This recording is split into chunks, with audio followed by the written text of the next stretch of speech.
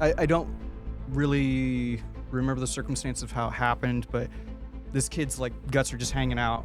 Corman's 10 or 12-year-old kid? Corman's like elbow deep, like trying to like work on him, and you're like, oh my god, like this is like the first thing you see, right? You just woke up too. Yeah, I just woke up, so it wasn't necessarily like, hey, this is how I planned things out to be and stuff. But I mean, I used to tell people, like, if you want to be a master mason, like, you don't take a break to go be a plumber. Yeah. And then come back. Like, you might get some different insight, but if you want to be really good at your job, you kind of have to just do your job. It's hard to get good at something if you're not actively practicing it. Yeah. Like, if you're trying to be a good musician, like, you probably have to just practice being a musician. Like, you can watch all the videos you want on how to be a good musician, but if you're not actually physically doing it, it's going to be hard to learn. Same thing with like speaking foreign language. You could watch a bunch of videos on speaking foreign language, but if you're not actively doing it, I don't know how you would possibly retain that information or those skill sets, you know. And there's a lot of things too that just like degrade too, right? I mean, if you're not constantly practicing FDC, or your guys aren't out there constantly doing gun drills, like, they know what to do, but they're never going to be quite as quick as they need to be. Or, you know, like, little mistakes can crop up, or you can kind of forget, like, oh, I'm supposed to do this. Depending on the context, right? Because seconds can really count sometimes. It might be like, oh, I'm not quite sure, right? Whereas if you're doing it all the time, it's kind of just muscle memory at that point. I mean, I was doing FDC when I was my first deployment to Afghanistan. So, because our section had split up, and so we were in two different positions. And so the one person that was normally supposed to do it wasn't there to like hold my hand. So it's like, hey, and I mean, they spent some time, you know, showing me how to do it and stuff. So it wasn't like I just got thrown to wolves. So you're doing FDC in 2010? Yeah. Okay. And then did that, you know, pretty much, you know, the 7 years straight. So, I'd say it was pretty decent. I mean, there's other people that, you know, there's always somebody better, right? But yeah, been doing it for a while. And was there a difference in your mind when you were doing FTC in Afghanistan compared to when you were doing FTC in like non-combat scenarios?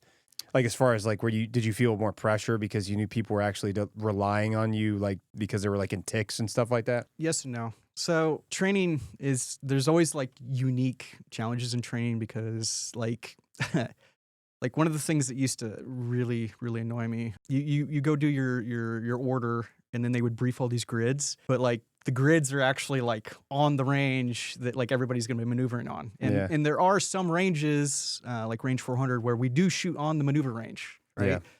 But there's a lot of ranges that you don't do that. What people who aren't in the fires community, they usually do the order, and then everybody goes and does their own thing, right? But then we do like our fires rehearsal concept, right? So then it's all the air officers and the RD liaison and the FIST teams and 81s. And the facts and stuff like that. And yeah, everybody that's involved in fires, like, basically there's a whole other order that you have to sit through. And like, that's always a kind of a unique situation too, because like, you know, it's like your battalion commander and you know, for the most part, the lowest ranking people there are like your lieutenants. Like, there might be the onesies and twosies, first sergeants that are there, or maybe sergeant major, just usually because they're hanging around, you know, the CO, or for the most part, they'll be like, what are you doing? And you're just like, oh God, like, I wasn't expecting to have to like brief my little part. Oh, wow. But there's a lot that goes into fires. Like, I mean, fires is really what makes maneuver successful. I mean, that's beaten into your head all the time. And I mean, and it really is like the dance. There's so many moving parts and coordinating amongst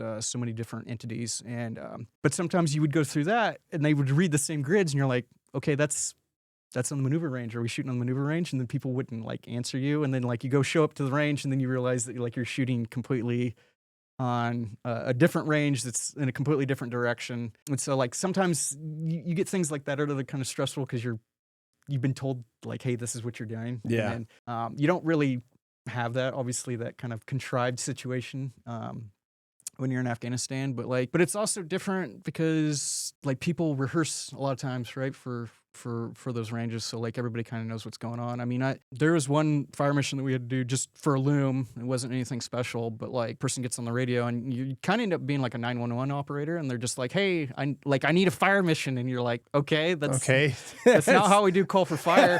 But that's not how call for fire works, bro. But it's like, what do you need? And they're like, I need a loom, right? And they're kind of like frantic and stressed out, and it's like, okay, this is like I need you to tell me where you're at. Like, you know, I need to know your grid. What's your grid? And sometimes you have to walk people through it. But I mean, it's not knocking that person, but it's one of those things that like, and really most places like call for fire really is not practiced enough. Man, I've taught so many call for fire classes to people, but like unless you're out there like doing it all the time, Dude, it's so hard to retain that. It's not like second nature, and it's, you know, and if you're usually when you're in the situation where you need to do it, it's not like good. You don't have like a lot of time to think about it. Yeah.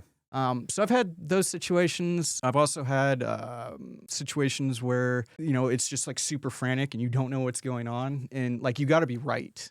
I mean, you're not. Yeah. I mean, even with a 60, which is a relatively small munition, I mean, it still has an ECR of about 30 meters. So I mean, like you can't just be dumping those wherever you want. Yeah. And especially if you have like a bunch of troops that are like pretty close by. And then there's one situation where some of the biggest friction sometimes is just approval. There's one situation where like, because you get woken up. That's the other thing too that is very different. You're deep sleep. Yeah. So I remember like getting woken up and people are just like frantic. They're like, we just need to go out to the mortar pit right now. And you're just like, what is going on? Like you're not even awake. And you go out there and who's waking you up? Like, like the sergeant of the guard or oh, corporal of the guard. okay. Like you just run out there. You're not even dressed half the time. Like you barely have your gear on. I mean, it's just you whatever. throw some Crocs on or something. And yeah, some flip flops. So yeah, in this situation, so it's like I'm just running out there and like, I mean, you look kind of like a bag of ass, but people need you to do your job right now. Yeah. And so you run out there real quick, and then I have no idea what's going on. I have no idea. So we get out of the tent and go out there, and like right next to the mortar firing position right there was right next to the entry control point, and there's probably like I don't know, he's a young kid, like 10, 12 years old. And the squad just got back, and I don't really remember the circumstance of how it happened, but this kid's like guts are just hanging out. Corman's 10 or 12-year-old kid. Corman's like elbow deep, like trying to like work on him, and you're like, oh my god, like this is like the first thing you see, right? You just woke up too. Yeah, just woke up, and of course it's not quiet. Yeah, it's like you know, because like this person's, you know, pretty crazy wounded, and and so like people start like talking to you, and you're like your brain's kind of not even like processing what's going on, and they're like, we need you to shoot a loom. And you're like, what do I need to shoot a loom for? And the reason was the medevac coverage for that night was British pilots, and apparently whatever equipment they had for night vision equipment, they just couldn't see the LZ very well. But people are just kind of like freaking out, and I'm like, well, how am I going to shoot a loom over the LZ when the LZ is like literally right there? Jesus. So there was some kind of miscommunication that was going on between like, okay, are we doing it? And like, so I mean, I plotted everything because, I mean, you don't have to dump the loom around like right on top of the LZ. Yeah. It illuminates a pretty good sized area. So it was either us or going to be the other mortar team, but then like there's like the approval process, because then you have to go to you know, battalion, and that might even had to have gone up higher than that. So you're trying to like talk to other people. They're not aware of what the situation's going on. Like the people that are trying to ask you to do things don't really know what they're wanting. And then, oh no. And so like there's, you know, a lot of miscommunication going on, and you know, finally we get everything spun up and stuff. You know, it ended up going to the other mortar team. They shot a limb and they got him on the bird, right? That young boy, they got on the bird. Okay. So did they ever say what caused his wound or what happened? I mean, no telling. Gunshots. Yeah. So I mean, I think they got in a little bit of a shootout. So not what I'd call like a tick or anything, but I think he just was out and about, and gunfight happened. Yeah, that's the hard thing sometimes about those situations. I mean, people like nice, neat terms for that. They'll be like, "Oh, it was collateral damage," but it's like things just happen sometimes, and it's not always like clear why it happened or who was the one to do it. But you know, like it's your responsibility to kind of like pick up the pieces. Yeah. And so, I mean, they got to him. They tried to render medical aid and stuff, but it took some time to coordinate all that and stuff. So ultimately, at the end of the day, the crappy part was me being on corporal guard the day after and like having to give the pink slip to his dad and be like, okay, hey, you can go to Camp Dwyer. Like that's where the body is. Sorry. Jesus. So you as the corporal of guard had to deliver that letter to his father out in the town, or did he come to the? No, they come to the entry control point and ask for an interpreter, and they're like, okay, you know, go, you know, talk to the sergeant of the guard, and then you know they're like, okay, let me get on the radio and find out, and they're like, okay, here's the slip, you need to go here, and like you'll give them the slip, and they'll give you the remains, right? So, jeez, yeah, and that was like.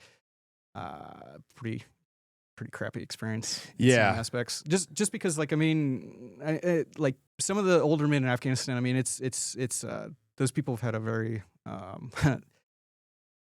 pretty not so fun experience over there for a long. I mean, it's just been constant war for Yeah. long Well, periods of the time. Soviets were there in the Yeah. 80s, and then So I mean, this man literally looked like he was older than the dust yeah, itself, right? I mean, it's he's just a crusty. yeah, he's just a super weather, just I mean, like a rock that'd been laying out there for 1,000 years, right? And like Yeah. he's just hanging off you, just like crying, and you're just like, wow, like I'm sorry, dude, like there's no, I mean, I wasn't involved. I don't really know why it happened or how it happened. Yeah. Other than like the little bit of involvement of having to try to shoot a loom, but it's like, here's your pink slip. Like I don't know how to make you feel better, but like here's your, Yeah. and of course he's pretty distraught. But Yeah. That's a tough situation to be in, especially. I yeah. mean, how old were you at that point? Oh, I would have been 20, 23. 23. So I was a little bit older when I joined. Okay. So Yeah. So you weren't like a kid. You were no. like you're a grown ass man by that point, but it's still probably it's a weird situation to be put into and not really be like, I don't know like what I'm supposed to do. I have to give you this, and now you know where to recover the remains Yeah. from. But Well, yeah. I mean, if I had to really describe it sometimes, right? Because I mean, especially being the infantry in during that time before everything transitioned to peacetime and stuff, it's all about like like being a real tough guy, right? Like Yeah. it's like everything gets beaten into you. Like if you don't do this right, you're gonna get somebody killed, or you mess up the littlest thing, it's gonna get everybody killed, and so there's a lot of training. That is a lot of physical hardship, right? And so like yeah. to deal with that type of situation, like you're not really equipped to deal with that, and you kind of Mhm. like just like you honestly just kind of felt powerless because it's like there's like I can't tell you anything. Like we don't really speak the same language. Like I don't know what to say to the interpreter that's right here to like try to make you feel better. It's just I just have this old sweaty man like basically like literally hanging off me, just like not just like crying. I mean just like really crying. Like Yeah. and it's just kind of like sorry dude, like I'm sorry, like I don't know how to deal with this, don't know what to do with my hands, right? Yeah.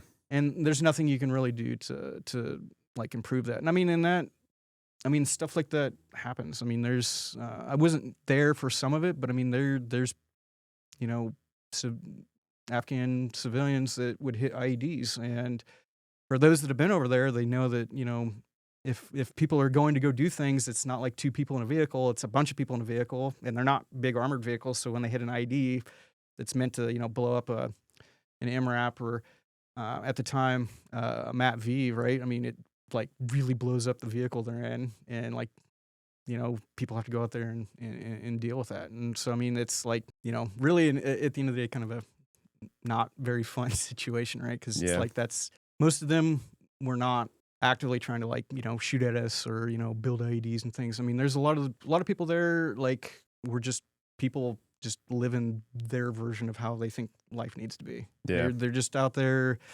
trying to grow their crops, and granted, some of those crops might be poppy because that's Yeah. what made money. But Yeah, I mean, yeah. they weren't necessarily like trying to like get you. In fact, I would say for the most part, most of the people there were pretty like friendly. I mean, little kids would be little turds sometimes. And Oh, sure. throw Yeah. things at you and stuff. But I mean, Throw things at you. yeah, they'd always like throw rocks and things, right? Yeah. But yeah, I mean, it wasn't like like literally if we were out on one of our vehicle control points and stuff, like one of the older elders, like every time he came by there, he'd go there every Thursday to go to the bazaar, and like he would always drop off like a big bag of like freshly roasted peanuts. Roasted peanuts. Yeah, you just drop it off, be like, here you go. So he's just trying to be like a good, Yeah. like a homie. Yeah, because sometimes you'd be out on security on patrol, and like people would come out there, and if you were on a security halt long enough, people would just like come up to you and be like, hey, here's a glass of tea, and they'd have like little candies, right? And you'd be like, okay. This was in Marja? Yeah. That's not stories that I've ever heard before. Yeah. It's very interesting. So That's a whole different dynamic. I mean, there's a lot of layers of complexity to Afghanistan in general, because there's just so many things moving, so many moving parts. There's so many different like tribes. It's like a lot of people, like we've talked before. There's a lot of people over that don't have a concept or understand what a nation is. Oh, yeah. Or have an idea of what even a country is. They're just like living in their tribe in a small area, They try some of them are good people. There's some bad people too. Like Mhm. obviously there's people that do weird stuff to kids, all kinds of weird stuff like that. I've heard plenty of people talking about that, those experiences. I never went to Afghanistan, so I've never personally seen it. I've only got stories.